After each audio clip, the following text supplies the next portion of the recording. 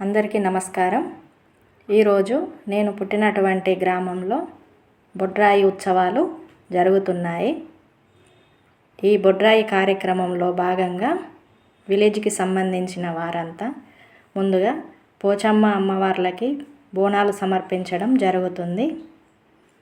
ప్రతి ఇంటి నుండి బోనం తీయడం ఒక ఆనవాయితీగా ఉంటుంది. ఇది ఒక రకంగా చెప్పాలంటే ఊరంతా పండగలాగా ఉంది. పుట్టి పెరిగిన ఊరంటే ఎన్నో చిన్ననాటి జ్ఞాపకాలు ఉంటాయి. మనతో కలిసి చదువుకున్న స్నేహితులు, ఆప్యాయంగా పలకరించే మనుషులు, ఇవన్నీ మనలో ఒక పాజిటివ్ ఎనర్జీని కలిగిస్తాయి.